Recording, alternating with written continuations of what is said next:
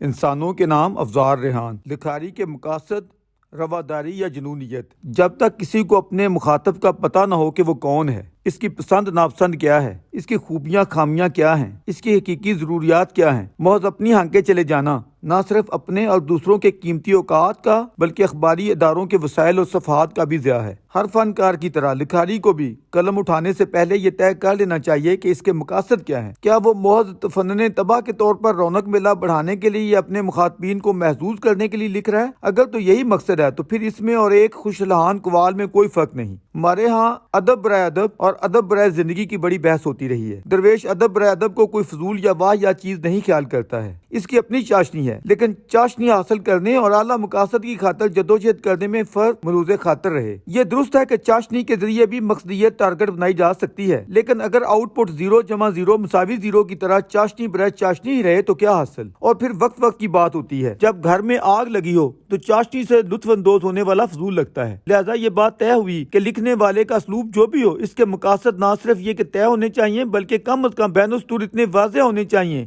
کہ عام آدمی پر اس کے مثبت یا منفی احساسات بالواسطہ یا بلا واسطہ بڑی حد تک یا تھوڑی حد تک پڑتے ہوئے محسوس ہوں۔ اب سوال پیدا ہوتا ہے کہ آپ اپنے مخاطبین پر کیا احساسات چھوڑنا، کون سی تبدیلیاں لانا اور کون سے مقاصد حاصل کرنا چاہتے ہیں۔ مثال کے طور پر میرا مخاطب ایک عادی نشئی ہے اور میرا ٹارگٹ یہ ہے کہ میں نے اس کی یہ لت چھڑوانی ہے۔ اگر تو وہ سمجھدار آدمی ہے تو میں جا کر صاف اور واضح لفظوں میں کہوں گا، بھائی جان برا نہیں ماننا، اس نشے میں یہ اور یہ خامیاں ہیں، اس کی زیادتی اس طرح پھیپھڑوں کو نقصان پہنچاتی ہے اور اس طرح یہ ذہنی صلاحیتوں کو کند کرتا ہے، اللہ حاصل قیاس۔ لیکن اگر وہ معمولی عقل کا آدمی ہے تو ظاہر ہے میں اس کے سامنے جا کر نشے کے متعلق چند اچھے بولوں گا، لیکن ساتھ اس کی منفی باتیں بھی بیان کروں گا تاکہ میرا اس کے ساتھ تعلق بھی جڑا رہے اور مقصد بھی حاصل ہو جائے۔ لیکن اگر میں جا کر اس کے سامنے صبح و شام نشے کی مدح سرائی اور قصیدے پڑھتا رہوں اور دل میں یہ خیال کروں کہ مقصد میرا نیک ہے، بس ذرا دوستی پکی ہو لے، پھر کچھ کہوں گا، میرے اس طرز عمل کی وجہ سے وہ اپنی خوراک ڈبل کر دے تو میری آؤٹ پٹ کیا برآمد ہوئی؟ یہی چیز دیگر مثالوں سے بھی سمجھی جا سکتی ہے۔ دکھی لوگوں کا سہارا بننے والی منشیات بیچاری تو بے وجہ تختہ مشق بن گئی۔ آپ نشے کی جگہ بیوقوفی کو رکھ لیں، کسی بیوقوف کو عقل سکھانی ہے، کسی ان پڑھ کو تعلیم دینی ہے یا کوئی بھی ایسا ٹارگٹ ہے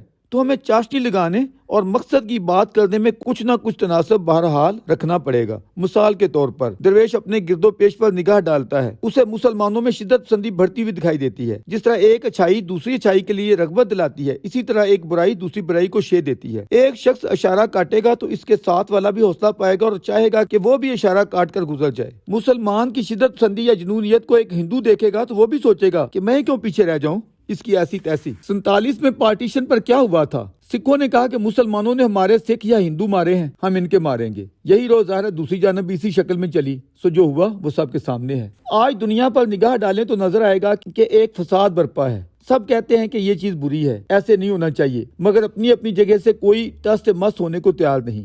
دنیا کے علاقائی تنازعات کو اس تناظر میں دیکھا اور سمجھا جا سکتا ہے۔ مثال کے طور پر مڈل ایسٹ کا درینہ مسئلہ ہے۔ فلسطینی چاہتے ہیں کہ یہود اپنے موقف سے پیچھے ہٹیں کیونکہ وہ بے گناہ لوگوں کے ساتھ زیادتی کرتے ہیں، ہر روز نہتے لوگوں پر حملے کرتے ہیں، لیکن اگر یہود کی سنو تو اپنے تئیں وہ بھی شکایات کا ایک دل ہلا دینے والا انبار لیے ہوئے ہیں اور چاہتے ہیں کہ ان کے مخالفین اپنے موقف سے پیچھے ہٹ کر بات کریں۔ جب اصولی و اخلاقی دلائل سے کوئی بھی قائل ہونے کو تیار نہیں ہے تو ظاہر ہے پھر بھینس اسی کی ہوگی جس کے ہاتھ میں لٹ ہوگی۔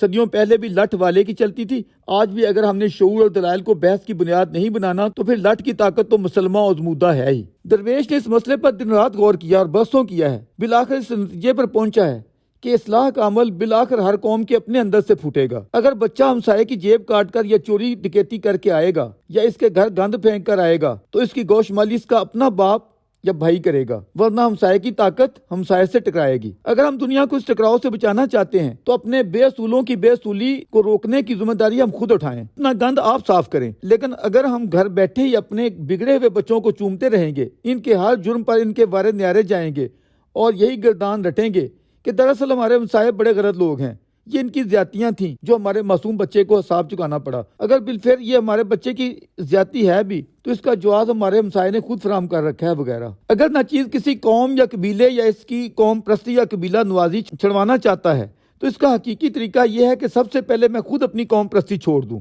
لیکن اگر میں مقابلے کی قوم پرستی شروع کر دوں اور دعویٰ یہ رکھوں کہ قوم پرستی بڑی بری چیز ہے، میرے مخالف کو یہ نہیں کرنی چاہیے، تو یہ مقصد کبھی حاصل نہ ہو سکے گا۔ آپ کو گجرات کے ہندو جنونی بڑے برے لگتے ہیں اور آپ کی تمنا ہے کہ وہاں کے مسلمانوں کے ساتھ وہ بھائیوں جیسا برابری کا سلوک کریں، ان کی مساجد کا احترام کریں، ان کے حقوق کا خیال رکھیں اور صحیح سیکولر رویہ اپنائیں، ہندوتوا کا نعرہ لگانا ترک کر دیں۔ لیکن آپ جہاں رہتے ہیں وہاں اگر کچھ لوگ اپنے گرد و پیش میں انہی لوگوں جیسا جنونی رویہ اپناتے ہیں، انہی جیسے اپنے جہادی لشکر بناتے ہیں اور وہ آپ کو اچھے لگتے ہیں، تو پھر آپ میں اور کسی دوسرے میں فرق کیا ہوا؟ نام اگر ملا عمر یا حافظ سعید رکھ دیں اور کام وہی ہوں تو اسے کیا کہا جائے گا؟ بات جہاں سے شروع ہوئی تھی وہیں پر آتے ہیں۔